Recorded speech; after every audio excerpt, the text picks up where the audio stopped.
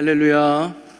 또 수요일 밤 저녁 시간을 맞아서 또 하나님이 기뻐하는 예배 자리에 나온 여러분 한 분 한 분을 진심으로 환영하고 축복합니다.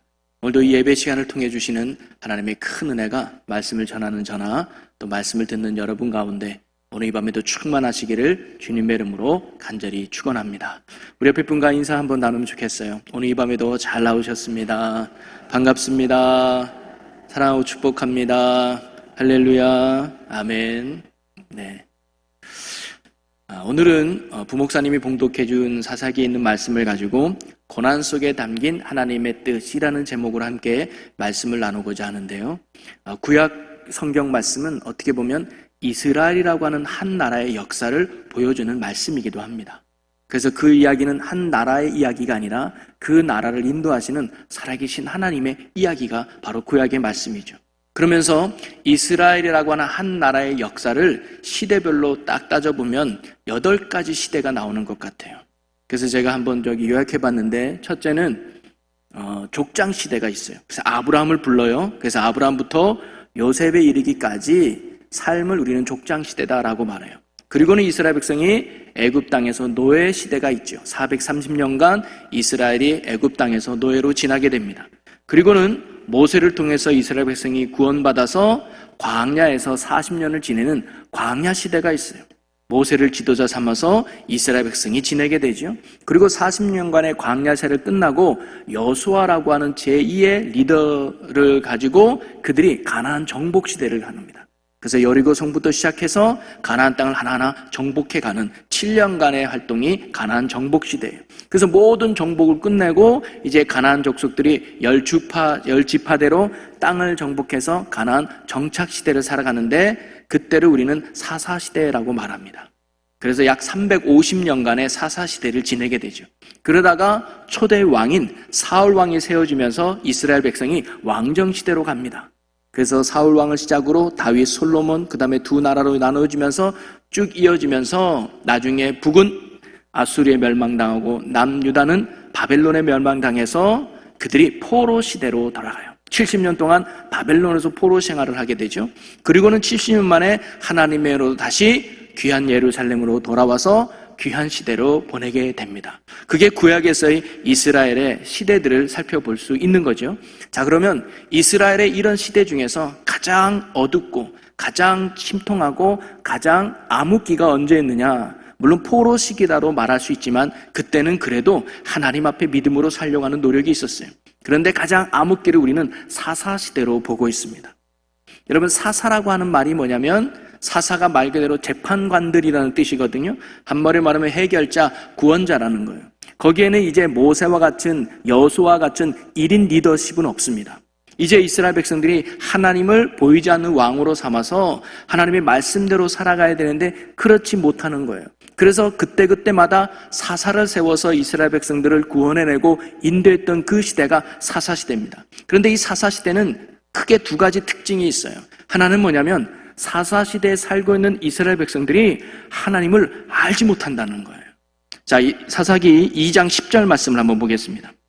그 세대의 사람도 다 같이 한번 읽어볼게요. 화면 보이시죠? 자, 같이 읽겠습니다. 시작.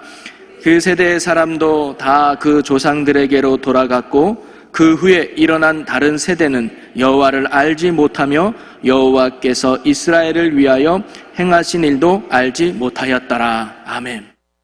출애굽하고 광야 세대에는 가나안 1세대들이 있었어요. 그리고 광야가 끝날 때는 가나안 2세대가 있었어요. 그리고 가나안 정복할 때도 가나안 2세대였어요. 그런데 정착할 때는 몇 세대냐? 가나안 3세대들이 생활하는 시기였어요. 근데 그 시기의 백성들은 뭐예요? 하나님을 알지 못한다고 했어요. 한마디로 말하면 신앙 계승에 실패한 거예요.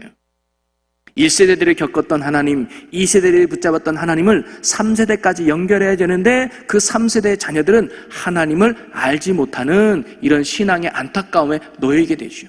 그 이유를 크게 3가지로 생각해 볼 수 있습니다. 하나는 뭐냐면 그 아버지 부모 세대가 자녀들에게 하나님의 말씀을 가르치지 않았기 때문이에요. 야, 하나님이 이런 역사를 하셨어. 하나님이 이런 구원의 능력을 베푸셨어. 오늘도 우리는 이 하나님을 잊으면 안 돼. 그리고 우리는 이렇게 하나님 말씀에 순종해야 복을 받아 하면서 계속 하나님의 말씀을 가르쳐야 되는데 이스라엘 백성들이 그 일을 하지 못했던 거예요. 여호수아만 가르칠 줄 알았지 이스라엘 백성들이 자녀들에게 말씀을 가르치지 못했다는 거예요. 말씀을 모르니까 그들이 점점 하나님을 떠나게 됐죠. 또 하나는 뭐냐면 하나님을 섬기는 거룩한 백성으로서의 삶의 모범을 부모 세대가 보여주지 못했던 거예요. 여러분, 내가 가르치지 못해도 사람들은 본을 보고 따라가잖아요. 그런데 부모 세대가 하나님의 말씀대로 거룩하게 살아가는 삶의 모습을 보여주지 못한 거예요. 야, 하나님을 주인 삼아야 되는구나, 하나님을 왕으로 삼아야 되는구나, 우리 인생에는 하나님밖에 없구나, 이걸 부모 세대가 보여줘야 되는데 그러한 모습을 보여주지 못했던 것이죠. 그리고 세 번째는 가나안 정착 세대는 영적인 도전보다는 편안함을 추구하는 세대가 되어버린 것입니다. 광야 시대와 가나안 정복 시대에는 이스라엘 백성들에게는 모험과 도전이 필요했습니다. 왜냐하면 여기에서 이겨내려면 나가야 되는 것이죠. 광야에서 살려면 따라가야 되는 거예요, 하나님을. 가나안 정복하려면 하나님 붙들어야 되는 거예요. 그런 영적인 모험과 도전이 광야와 가나안 시대에는 있었단 말이죠. 그런데 그들이 이제 가나안 땅에 잘 정착해서 농사도 짓고 안정된 삶을 살다 보니까 영적인 긴장감이 떨어진 거예요. 적극적인 신앙을 가질 필요를 그들이 못 느꼈던 것이죠. 그러면서 편안함에 안주하면서 점점 하나님을 잃어버리는 세대가 바로 출애굽 3세대 가나안 정착 바로 사사시대의 백성들의 모습이었습니다. 그러다 보니까 백성들이 어떻게 되겠어요? 하나님이 원하는 뜻대로 살지 아니하고 자기가 원하는 삶대로 살면서 죄 가운데 빠져가게 돼요. 그러면서 사사기가 주는 또 하나의 특징은 뭐냐면 하나의 패턴이 만들어져요. 사이클이 돌듯이 순서대로 반복되는데 그 첫째가 뭐냐면 배교가 일어나요. 즉 하나님을 잃어버려요. 그래서 하나님 앞에 죄를 범하게 된단 말이에요. 하나님의 백성이 하나님을 잃어버리고 죄악 가운데 빠져요. 큰 문제지요.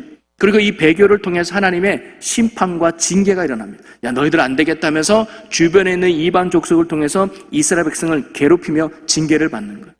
그러니까 이게 수십 년간 계속되니까 이스라엘 백성이 그동안 잊고 살았던 하나님을 다시금 깨닫게 되는 거예요. 야, 우리 과거에 말이야 하나님이 이랬다는데 우리 하나님의 도움을 받자. 우리가 지금까지 하나님을 떠나 살았던 거 회개하자. 그러면서 회개와 함께 하나님 앞에 간절히 구원을 간구하게 되죠. 이 믿음의 회복을 하나님이 기쁘게 여기셔서 이스라엘 백성들에게 구원을 작정하시고 그때그때마다 사사를 세워주는 거예요. 그래서 그를 통해서 이스라엘 백성을 구원해내죠. 근데 구원해서 다시금 그 땅에 평화가 찾아왔어요. 그러면 또다시 이스라엘 백성들이 뭐예요? 죄악 가운데 빠져버리는 거예요. 그래서 이렇게 배교와 그 다음에 징계와 회개와 구원이라고 하는 이 네 가지의 사이클이 무려 사사시대 7번이나 반복이 돼요.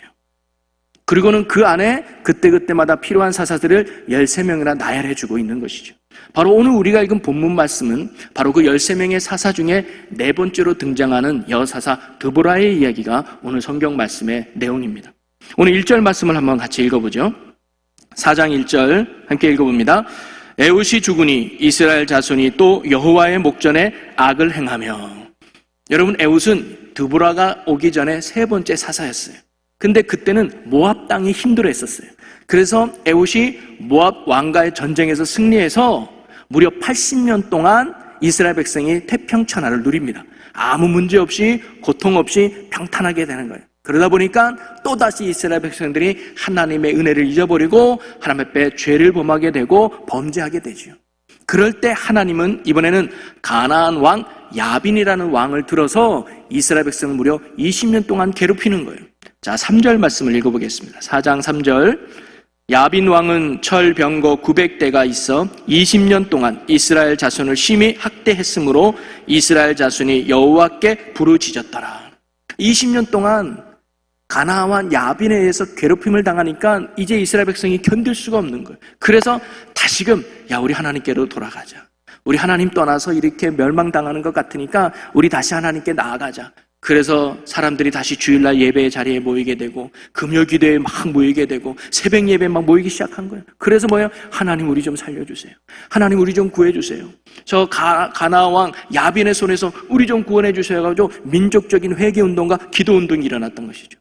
그리고 나서 하나님이 이스라엘 백성을 다시 구원하기로 작정하서 여사사인 드보라를 세우고 바락과 동력하여 야빈의 손에서 이스라엘을 구원해낸다는 이야기가 오늘 우리가 읽은 4장 말씀의 내용입니다. 드보라의 활약을 통해서 이스라엘 백성들이 다시금 평화가 찾아오게 되죠. 야, 구원하신 하나님 너무 감사해 하면서 5장은 그 하나님을 찬양하는 내용들이 나와요. 그런데 이것도 잠시뿐. 다시 이스라엘 백성들이 뭐예요? 하나님의 은혜를 잃어버리고 떠나버리는, 점점점 주일날 예배의 눈이 줄어들고 금요기도의 숫자가 줄어들고 새벽에도 한두 명밖에 안 나오는 그런 일들이 이스라엘 백성들에게 일어난 거예요. 그리고는 다시금 미디안이라고 하는 족속이 이스라엘 백성을 괴롭히기 시작합니다. 그때 이스라엘 백성이 또다시 하나님 우리가 잘못했어요, 우리 좀 구원해 주세요 라고 하면서 세운 사사가 바로 기드온 사사가 생기는 거예요. 그게 6장 이야기예요. 이 부분은 우리가 다음 주 수요 예배 때 나눠볼 본문 말씀이기도 합니다. 자, 이처럼 하나님은 이스라엘 백성이 하나님을 떠나 범죄할 때마다 하나님은 그 주변의 가나안 족속을 들어서 이스라엘 백성들을 공격하게 하고 이스라엘 백성들을 괴롭히게 하고 이스라엘 백성들을 힘들게 했다 이 말이죠. 이러한 이스라엘 백성의 고난은 어찌 보면 하나님께서 허락하신 고난이었어요. 왜 그랬을까요? 자, 사사기 2장 3절로 한번 가보면 이런 말씀이 있습니다. 자, 2장 3절을 같이 읽어볼까요? 그러므로 내가 또 말하기를 내가 그들을 너희 앞에서 쫓아내지 아니하리니 그들이 너희 옆구리의 가시가 될 것이며 그들의 신들이 너희에게 올무가 되리라 하였노라. 아멘. 원래 하나님은 가나안을 정복할 때는 모든 족속을 다 멸하고 쫓아내라고 말했어요. 왜냐하면 죄된 요소들은 다 없어야 되니까. 그래서 하나님의 약속한 거룩한 땅이 돼야 되니까 가나안 족속은 다 쫓아내는 줄 알았어요. 그런데 오늘 말씀해 보니까 하나님이 몇몇 족속은 가나안 땅에 남겨놨다고 그래요. 그런데 그 남겨놓은 가나안 족속들이 이스라엘 백성이 뭐예요? 가시가 된대요. 이스라엘 백성의 올무가 된다는 거예요. 그 이스라엘 백성들, 그 가나안 족속 때문에 이스라엘 백성이 때때로 고통당하고 때때로 아픔을 겪는 거죠. 그러면 이스라엘 백성들이 이렇게 생각할 수 있지 않겠습니까? 왜 하나님은 가나안 족속들을 다 몰아낸다고 하시면서 다 몰아내지 않고 몇몇 족속을 남겨두는 바람에 우리가 이렇게 고통당하게 할까? 가나안 왕인 야빈에 의해서 왜 우리가 이렇게 힘들게 당하고 미디안 족속을 통해서 왜 우리가 괴롭힘을 당하지? 하나님이 처음부터 이 족속을 다 없애줬으면 우리가 그래도 계속 편안한 삶을 살 수 있을 텐데 왜 하나님은 이런 가시 같은 민족, 올무 같은 이 민족을 남겨놔서 우리를 이렇게 힘들게 할까라고 이스라엘 백성들이 생각할 수 있지 않겠습니까? 그런데 하나님이 일부러 그렇게 하셨다는 거예요. 왜 그랬을까요? 목적은 바로 이스라엘 백성을 위해서라는 거예요. 여러분 쉽게 생각하면 만약에 오늘 말씀처럼 가나안 왕 야빈이 이스라엘을 공격하지 않았다면 이스라엘 민족은 어떻게 살았을까요? 계속 하나님 없이 살았을 거예요. 계속 죄인지 모르고 멸망의 길로 나아갔을 거예요. 계속 하나님을 떠나고 하나님이 없는 하나님의 백성이라고 말은 하지만 전혀 하나님의 백성의 빛을 발하지 않는 오히려 세상 사람들에게 욕먹는 그런 민족으로 살았을 거예요. 그런데 가나안 왕인 야빈의 공격을 통해서 그들이 반성하게 되고 깨닫게 되고 회개하게 되고 다시 하나님께 나아가는 은혜의 기회가 되었다고 하는 것이죠. 여러분 오늘날 우리도 마찬가지입니다. 우리의 인생에도 나를 아프게 하는 또 나를 힘들게 하는 가나안 족속과 같은 인생의 가시와 인생의 올무가 우리에게도 있다는 거예요. 그런데 그 모든 가시와 올무가 하나님께서 일부러 우리의 인생에 남겨두신다고 하는 사실입니다. 우리의 인생의 주관자가 되시고 우리의 모든 것들의 섭리가 되신 하나님 속에 그런 가시와 같은 인생의 고난과 인생의 아픔이 있다는 것이죠. 이스라엘 백성에게 가나안 족속을 남겨두어서 그들에게 가시가 되게 하고 올무가 되게 하신 것처럼 하나님은 일부러 우리의 인생에도 아픔의 가시, 고난의 가시를 두어서 우리를 고난과 아픔 속으로 몰아가실 때가 있다는 거예요. 그런데 그 목적은 바로 우리를 위한 하나님의 은혜의 섭리인 줄로 믿으시기를 바랍니다.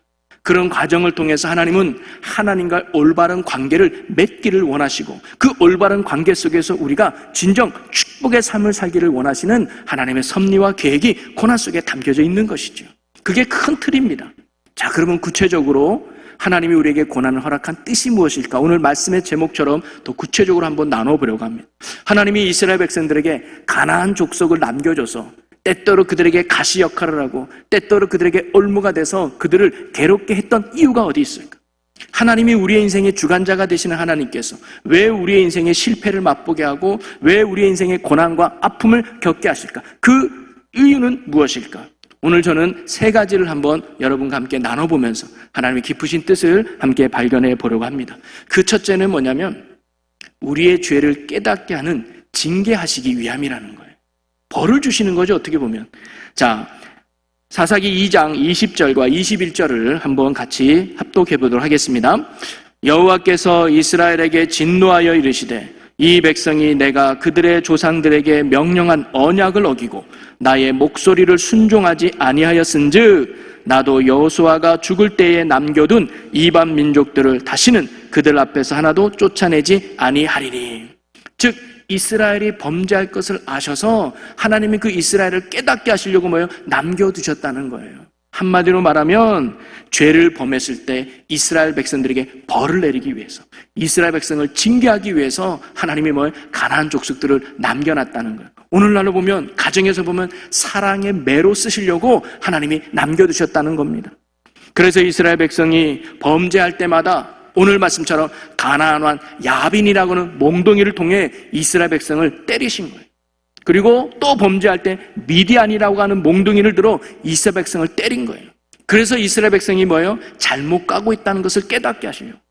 우리가 하나님의 백성인데, 우리가 하나님의 은혜 안에서 살아야 되는데, 우리가 하나님을 떠나서 하나님을 멀리하며 죄악 가운데 살아왔구라는 것을 깨닫게 하시려고 하나님이 가나안 족속을 남겨두셨다고 하는 것입니다. 그래서 다시금 그런 아픔을 통해서 세상을 향해 있던 시선을 다시 하나님께로 맞추기 위해서, 세상의 손을 붙잡고 있던 그들을 그 손을 내려놓고 하나님을 붙잡게 하려는 은혜의 기회로 삼으려고 하나님이 고난과 아픔과 인생의 가시를 이스라엘 백성들에게 주셨다고 하는 사실입니다. 이처럼 하나님은요, 하나님의 백성이 잘못된 길로 갈 때 그 길에서 돌이키라고 깨닫게 하시기 위해서 징계 차원으로 우리에게 고난과 아픔을 주신다는 사실입니다. 성경 속에서 우리는 많은 그런 예들을 발견할 수 있죠. 특별히 하나를 발견한다면 여러분이 잘 알고 있는 요나, 니느웨로 가서 회개의 복음을 전하라고 하는 이 말씀 앞에 요나가 불순종하죠. 그리고 다시스로 가는 배를 탑니다. 그때 그가 풍랑을 만나게 돼요. 다 죽게 되었어요. 이 풍랑이 요나에게 있어서 고난이고 아픔이에요. 그때 요나가 자기가 하나님 앞에 잘못한 것을 깨닫게 되죠. 그리고는 나를 바다에 던져라. 그래서 물고기의 밥이 되고 그때 기도를 통해서 다시 니느웨로 가서 회개의 복음을 전하는 은혜의 열매들이 요나에 나오죠. 그러기에 우리는 고난을 당하거나 아픔 속에 있을 때 뭘 먼저 해야 되느냐? 나를 먼저 돌아봐야 된다. 내가 왜 이렇게 문제가 생겼지? 내가 왜 이렇게 아픔이 왔지? 내게 왜 이렇게 고통이 왔지? 누구 때문이야? 뭐가 안 좋아서 그래라고 누구를 탓하기 전에 내 삶에 이런 문제를 주신 하나님 앞에 나를 돌아보는 거예요. 하나님은요, 나의 죄를 깨닫게 하시려고, 나의 잘못됨을 깨닫게 하시려고 하나님이 징계로서 우리에게 고난을 주실 수 있다는 사실입니다. 그렇게 자신을 살펴보고 다시금 우리의 믿음의 시선을 하나님께로 고정시키라고 하나님께서 우리에게 고난이라고 하는 징계를 허락하신다는 겁니다. 그러기에 고난은 다시금 하나님께로 돌아가게 하는 하나님의 영적인 은혜의 신호일 수 있다는 거죠. 여러분, 저는 알지 못하지만 혹시 여러분이 해결할 수 없는 어떤 고난 가운데 있다면, 어떤 아픔 가운데 있다면, 어떤 문제 속에 있다면 해결을 찾기 전에 하나님 앞에 내 자신을 돌아볼 수 있는 믿음의 기회가 되기를 주님의 이름으로 간절히 소망합니다. 혹시 내가 하나님의 말씀 앞에 불순종하진 않았는가? 내가 혹시 하나님의 뜻을 저버리고 죄악 가운데 내가 죄 짓는 건 없는가? 하나님 우리에게 그 죄악된 길에서 돌이키라고 하나님 우리에게 아픔과 징계의 의미로 고난을 주실 수 있다는 거죠. 여러분, 우리는 이번에 민족적으로 코로나19라고 하는 큰 고난을 당하게 됐죠. 여러 가지로 우리에게 아픔이 되고 여러 가지로 우리를 힘들게 하고 여러 가지로 우리의 인생에 고난을 주고 있는 건 사실입니다. 그러나 이 코로나라고 하는 이 고난 또한 창조주가 되시며 또 이 인생의 모든 주관자가 되시는 하나님의 허락하심 속에 일어난 고난인 줄로 믿으시기를 바랍니다. 우연히 온 게 아니라 하나님의 섭리와 뜻 가운데 우리에게 찾아온 고난이라는 것이죠. 자, 그렇다면 하나님이 코로나라고 하는 이 고난을 왜 주셨을까요? 중국이 잘못해서요? 아니면 정부가 잘못했어요? 아니요. 먼저 우리를 돌아보라는 거죠. 하나님의 백성인 우리들이, 믿음의 길을 걷는 우리들이 혹시 하나님 앞에 잘못된 것은 없는지 돌이키고 깨달으라고 주신 하나님의 영적 메시지가 이 코로나 고난 가운데 담겨져 있는 줄로 믿습니다. 이거는 목사인 저뿐만 아니라 모든 기독교인에게 주시는 하나님의 영적인 메시지인 것 같아요. 어느 목사님이 코로나가 생기고 초기에 이제 교회 문을 닫게 돼서 텅 빈 예배당에서 혼자 예배드리며 기도하고 있었다고 그래요.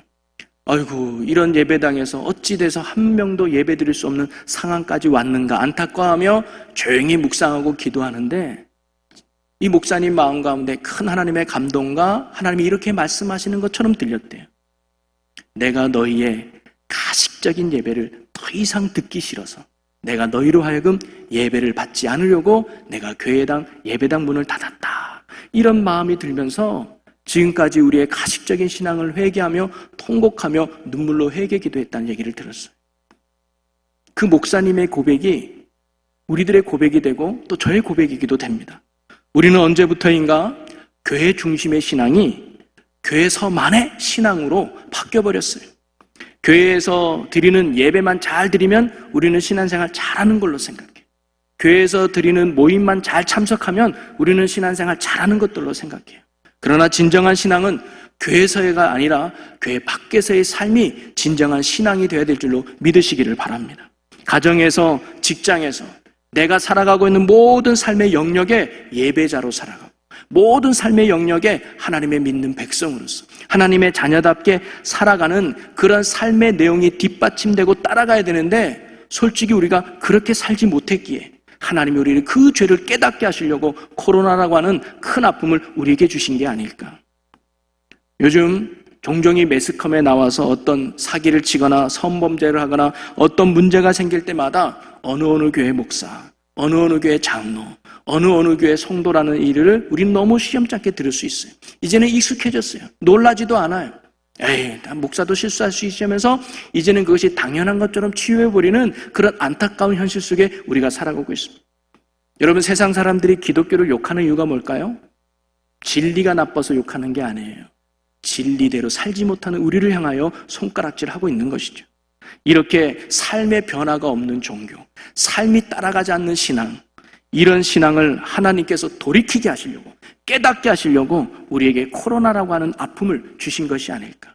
우리는 이 코로나라고 하는 이 문제와 고난 속에서 우리의 신앙을 점검하고 돌아볼 수 있는 그런 믿음이 저와 여러분에게 있기를 주님의 이름으로 간절히 축원합니다. 우리는 이 고난 속에서 누구 잘못이야, 누구 때문이야 불평하고 원망하고 비판하고 비난해서는 안 된다는 거예요. 냉철하게 하나님 앞에서 우리를 돌아볼 수 있는 그런 믿음의 시간이 되어야 합니다. 나의 불신앙, 나의 불순종의 모습을 깨닫고 철저하게 하나님 앞에 회개하며 다시금 우리의 시선을 하나님께 고정두며 말씀의 사람이 되도록, 기도의 사람이 되도록, 그리고 순종의 사람이 되도록 삶 속에서 내가 그리스도의 빛과 소금이 되려고 하는 그런 믿음의 변화를 하나님이 원하는 거예요. 그런 변화가 있으면 하나님이 코로나 끝나게 해줄 줄로 믿습니다. 그런 변화가 없이는 결코 코로나 끝나지 않을 것 같아요. 오늘 저와 여러분이 이런 코로나로 가는 그뿐만 아니라 여러분의 어떤 문제와 아픔이 있든 그것은 나를 돌이키게 하시려는, 깨닫게 하려는, 그래서 다시 믿음의 자리, 말씀의 자리, 기도의 자리, 신앙의 자리로 가게 하려는 하나님의 섭리가 그 고난 가운데 있음을 깨닫고 날마다 하나님 앞에 나가는 믿음으로 승리할 수 있는 저와 여러분의 삶이 되시기를 주님의 이름으로 간절히 축원합니다. 두 번째로 하나님께서 이스라엘 백성에게 가나안 족속을 남겨주고 우리에게 고난을 준 이유는 뭐냐면 하나님의 말씀대로 살아가는지를 시험하기 위해서 하나님이 그렇게 하신다는 거예요. 자, 사사기 2장 22절 말씀을 함께 읽어봅니다. 이는 이스라엘이 그들의 조상들이 지킨 것 같이 나 여호와의 도를 지켜 행하나 아니하나 그들을 시험하려 함이라 하시니라. 하나님이 너희가 내 말에 순종하나 아니하나 확인하기 위해서 고난을 주신다는. 3장 4절 말씀으로 가보면 우리 함께 읽어봅니다. 남겨두신 이 이방 민족들로 이스라엘을 시험하사 여호와께서 모세를 통하여 그들의 조상들에게 이르신 명령들을 순종하는지 알고자 하셨더라. 즉 고난을 주시고 그들에게 아픔을 주신 이유는 뭐냐면 그 상황 속에서도 너희들이 변치 않고 하나님의 말씀에 순종하는가 안 하는가를 점검하고 확인하기 위해서 하나님이 고난을 허락하셨다는 거예요. 한마디로 말하면 어떤 상황 속에서도, 고통의 상황 속에서도, 고난의 상황 속에서도, 실패의 상황 속에서도 네가 하나님 붙들고 순종할 수 있느냐, 이 믿음을 하나님이 보기 원하셨다는 거예요. 진정한 신앙, 성공하는 신앙, 하나님의 기쁨의 신앙은 바로 그런 거예요. 어떤 상황에 놓여 있든지 그게 성공하는 인생이든 실패하는 인생이든 문제가 해결됐든 문제 가운데 여전히 놓여있든 우리는 변함없이 하나님을 사랑하고 변함없이 말씀의 사람이 되고 변함없이 기도의 사람이 될 때 그 믿음을 하나님이 존귀하게 여기시고 우리의 삶에 함께 하시는 줄로 믿으시기를 바랍니다. 다윗은 고난이 자신에게 위기 된다고 말하면서 그 이유를 이렇게 말하고 있어요. 시편 119편 71절에 보니까 고난 당한 것이 내게 유익이라 이로 말미암아 내가 주의 율례들을 배우게 되었나이다. 고난을 통해서 그는 하나님의 뜻을 발견합니다. 그리고 그 뜻에 순종하는 법을 고난을 통해서 깨닫고 배우게 됐다는 거예요.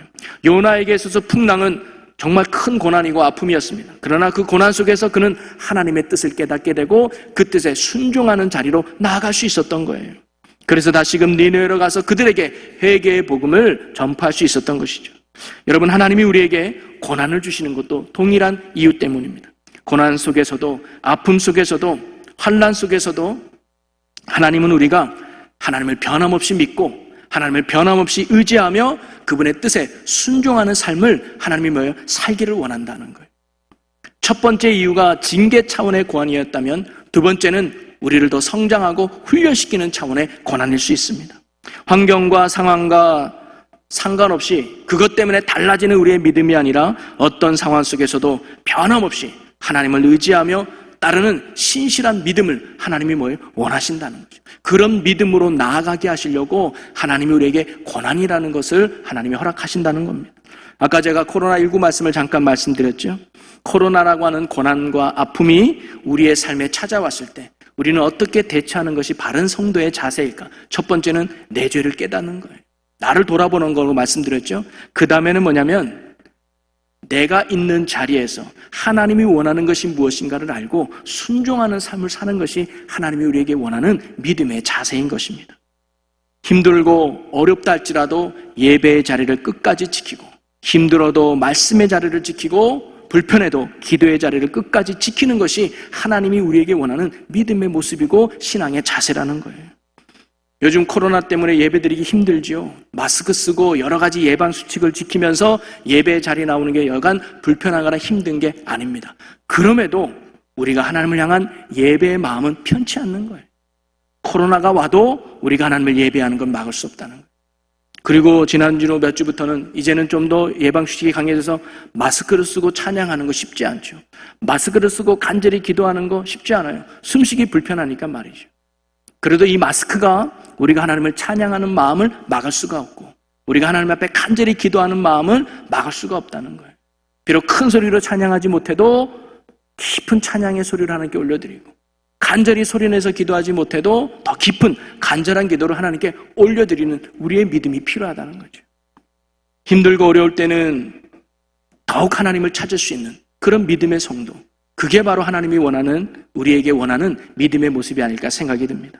요즘처럼 힘들고 어려울 때 더 많이 기도의 자리를 찾아서 더 많이 예배의 자리를 찾아서 변함없는 믿음으로 하나님 앞에 순종함을 보여줄 수 있는 우리 믿음의 귀한 성도 여러분, 또 제가 되기를 주님의 이름으로 간절히 소망합니다. 그리고 우리 교회가 요즘 수요 예배는 한 100여 명 나오는데 금요 기도에는 50명도 안 나오더라고요. 저는 좀 안타까운 모습이 있습니다. 기도의 자리에 더 많이 나와서 하나님 앞에 이 나라를 위해서 기도하고 또 교회를 위해서 기도하고 또 우리의 신앙을 위해서 더 기도하는 그 간절히 부르짖는 기도의 자리에 더 많이 참여하고 더 많이 나갈 수 있는 그런 믿음의 성도들이 되었으면 좋겠어요. 수요 예배도 중요하고 귀하죠. 그러나 기도하는 자리에 더 힘써서 우리가 어떤 환경과 어려운 상황에 와도 변치 않게 기도와 말씀으로 굳건해 서서 하나님의 구원의 역사를 이루어갈 수 있는 믿음의 성도가 되시기를 주님의 이름으로 간절히 축원합니다. 그리고 마지막 세 번째로 하나님께서 가나안 족속을 남겨주셔서 그들에게 아픔과 고난을 주신 이유는 뭐냐면 그들에게 전쟁의 승리의 경험을 시켜서 하나님을 의지하게 만들려는 의도가 담겨져 있어요. 자, 사사기 3장 2절 말씀을 한번 읽어봅니다. 이스라엘 자손의 세대 중에 아직 전쟁을 알지 못하는 자들에게 그것을 가르쳐 알게 하려 하사 남겨두신 이방 민족들은, 즉 하나님이 이방 민족을 남겨줘서 그들과 싸움을 붙여서 하는 이유는 뭐냐면 그 전쟁에서 승리케 하신 하나님을 경험시키고 싶었던, 왜냐하면 가나안 땅에 정착해는 출애굽 3세대들은 하나님의 전쟁의 승리를 경험하지 못했거든요. 광야에서 살았던 출애굽 1, 2세대는 광야에서 하나님의 직접적인 역사와 능력을 그들이 경험했습니다. 아말렉과의 싸움에서 승리케 하신 하나님을 직접 경험했고요. 가나안 땅을 정복할 때 여리고성이라고 하는 그 견고한 성을 무너뜨리는 살아계신 하나님의 정말 역사를 그들이 직접 눈으로 보고 경험했어요. 한마디로 말하면 간증이 확실했다면 강증이 확실했어요. 그런데 출애굽기 3세대 백성들에게는 그런 하나님의 경험이 전무했던 거예요. 사실 그것도 그럴 만한 이유가 그들의 삶에는 큰 문제가 없고 평탄했기 때문이죠. 그러다 보니까 점점 그들은 하나님에 대한 필요성, 또 하나님을 믿을 이유가 점점점 없어졌던 거예요. 영적 긴장감을 그들이 상실했던 것이죠. 사실 평화롭게 사는 것은 출애굽 1, 2세대가 꿈꾸는 비전이고 소망 아니었을까요? 빨리 광야 생활을 끝내고 빨리 가나안 정복 생활을 끝내고 더 이상 전쟁이 없는 평화의 시대를 우리가 살아야지. 아마 출애굽기 1, 2세 사람들이 꿈꾸던 기도 제목이었을 거예요. 그리고 3세대들은 그 기도의 은혜대로 정말 누리고 있는 거 아니겠어요? 그런데 그들은 그 은혜를 은혜로 모른다는 거예요. 당연하게 여기는 거예요. 내가 잘해서 평탄하지, 내가 잘해서 평화롭게 살고 있다고 그들이 착각하면서 점점점 하나님을 잃어버리게 됐다는 것이죠. 어떻게 보면 오늘날 우리 세대랑 너무 비슷하지 않습니까? 과거에 없이 살 때, 과거에 힘들게 살 때 남편을 봐도 소망이 없고 자녀들 봐도 내가 이렇게 잘 키울 능력 좀 돼 왜 이렇게 많이 낳나 하면서 늘 불안하면서 국가를 봐도 희망이 없고 뭘 봐도 전혀 희망이 없을 때 우리 믿음의 선조들은 뭐예요? 교회에 모여서 그랬어요. 기도의 자리에 힘썼어요. 왜? 믿을 게 하나님밖에 없으니까. 하나님 우리나라 불쌍히 여겨주세요. 하나님 내 남편 구원해 주세요. 하나님 내 자녀, 나는 돈도 없고 백도 없어요. 하나님이 도와주지 않으면 우리 자녀 내가 어떻게 키웁니까? 늘 하나님을 백으로 삼고 하나님을 믿는 믿음으로 나아갔단 말이에요. 그랬더니 정말 하나님의 그 기도 응답으로 지금 우리 세대가 이만한 복과 은혜를 누리고 있는 줄로 믿으시기를 바랍니다. 얼마나 좋은 세상에 살아갑니까? 얼마나 신앙생활하기 좋습니까? 여름에 시원한 에어컨에서 우리가 예배드리고요. 얼마나 좋은 시스템에서 옛날에 마이크가 어디 있어요? 그래서 목사님들 빠빠다 하면서 목 터져라 그냥 막 설교하고 들릴까 말까 앞자리 왜 뒷자리 안 들리니까 그렇게 예배드리기 불편하고 어려워도 그런 사모함이 있는데 요즘 뭐예요? 은혜로 모르는 것 같아요. 우리가 얼마나 좋은 곳에서 예배 생활하고 우리가 얼마나 좋은 곳에서 지내는지를 우리가 잃어버리니까 이제는 점점 뭐예요? 하나님 없이도 살아갈 수 있구나라는 착각 속에 우리가 빠져요. 우리 자녀들 과외시키면 되지 뭐. 우리 자녀들 유학 보내면 되지 뭐. 우리 자녀들 좋은 공부시키면 돼. 굳이 기도 안 해도 잘 먹고 잘 살 수 있는 방법이 있어 하면서 출애굽기 3세대 가나안 정착했던 그 백성들처럼 점점점 뭐예요? 하나님을 잃어가는 거예요. 그러니까 기도할 필요를 잃어버리는 거예요. 옛날에 금요 기도한다면 그렇게 매여있던 성도들이 점점점 안 오는 거죠. 새벽 기도도 안 오게 되고 그냥 주일날 한 번 예배 드리는 걸로 신앙생활 다 하는 걸로 착각하는 그런 잘못된 신앙이 우리 가운데 있지 않겠는가. 그런데 하나님은 바로 우리의 이러한 영적 무뎌짐과 안일함을 깨우쳐서 다시금 하나님의 살아계심과 역사하심과 하나님을 경험하게 하시려고 하나님 우리에게 고난을 주시고 아픔을 주신다는 거예요. 그래서 우리가 그런 살아있는 하나님을 경험하면서 그래 하나님의 은혜가 아니면 우리가 살아갈 수 없구나. 하나님이 도와주지 않으면 우리가 살아갈 수 없구나. 그래 하나님뿐이야. 내가 잘해서 산 줄 알았는데 내가 잘해서 내 자녀 키운 줄 알았는데 내 자녀가 실패하고 나니까 하나님의 은혜 아니면 안 돼요. 내가 이 건강, 내가 잘해서 이 건강 유지한 줄 알았는데 내가 병 걸리고 나니까 하나님의 은혜가 아니면 그래서 더 기도하게 되고 그래서 더 하나님을 붙들게 되는 믿음으로 회복시키기 위해서 하나님은 우리에게 고난이라고 하는 아픔을 주신다고 하는 사실입니다. 그러니 우리가 해결할 수 없는 문제 또는 벗어날 수 없는 고난과 아픔의 상황 속에 있다면 우리는요 어찌 보면 감사해야 될지도 몰라요. 이때가 하나님, 살아계신 하나님의 역사를 경험할 때구나. 이때가 하나님의 은혜를 경험할 때구나라는 그 축복의 기회가 바로 이 고난이 되기 때문이죠. 여러분의 문제와 고난이 하나님의 은혜를 새롭게 경험하게 되는, 살아계신 하나님을 만나게 되는, 그래서 여러분의 새로운 간증이 되는 그런 축복의 시간이 되시기를 주의 이름으로 간절히 축원합니다. 고난이 하나님을 자랑하고 살아계신 하나님을 높이는 여러분의 또 다른 간증거리가 되는 축복의 시간이 되기를 주님의 이름으로 간절히 축원합니다. 사랑하는 성도 여러분, 오늘 말씀을 정리해 보면 하나님은 이스라엘 백성들이 살아가는 그 가나안 땅에 다 쫓아내지 아니하고 몇몇 종속을 남겨놔서 그들이 끊임없이 이스라엘을 괴롭히는 가시와 올무로 남겨두었다고 했습니다. 오늘도 예수 믿으면 아무 문제 없는 것 같은데, 예수 믿으면 모든 것이 평탄할 줄 알았는데, 여전히 우리 인생에 왜 이런 아픔이 오고 왜 이런 고난이 오고 왜 이런 어려움이 올까? 우리를 사랑하시는 하나님의 섭리가 고난 가운데 있는 줄로 여러분 꼭 믿으시기를 바랍니다. 그것은 첫째는 나의 죄를 깨닫게 하시려는 거예요. 돌이키라는 것이죠. 하나님 안에 올바른 관계에 있을 때 우리가 참으로 복된 인생을 살아가는데, 하나님은 그 관계가 멀어질 때 우리를 안타까워한다는 거예요. 그래서 이런 징계와 아픔을 통해서 사랑하는 얘야 다시 내게 돌아와라, 사랑하는 아들아 사랑하는 딸아 다시 나한테 돌아와라, 그런 메시지가 우리 고난 가운데 담겨 있는 것이죠. 그리고 하나님은 어떤 상황에도 변치 않는 믿음으로 순종하는 우리의 믿음을 원하고 계시는 거예요. 여러분, 우리가 하나님을 믿는데 코로나가 무슨 문제가 있겠습니까? 우리가 하나님을 믿는데 건강에 무슨 문제가 되겠어요? 내 마음은 변치 않게 여전히 하나님을 사랑하고 여전히 하나님을 찬양하고 여전히 하나님을 의지한다면 그 속에서 놀라운 복음의 열매들이 우리의 삶에 넘치게 될 줄로 믿습니다. 그리고 하나님이 우리에게 고난을 주시는 것은 다시금 살아계신 하나님을 경험케 하시는 은혜의 기회일 수 있습니다. 우리의 영적 무딘 감각을 깨우치기 위해서, 그래 하나님의 은혜로 살아가야지, 하나님밖에 없구나를 깨닫게 하시려고 하나님 우리에게 코로나라고 하는 아픔을 주신 줄도 모르겠어요. 우리가 이때 기도함으로 이 문제를 해결하시는 하나님의 살아계심을 경험하는 은혜의 열매들이 여러분에게 있기를 주님의 이름으로 간절히 축원합니다.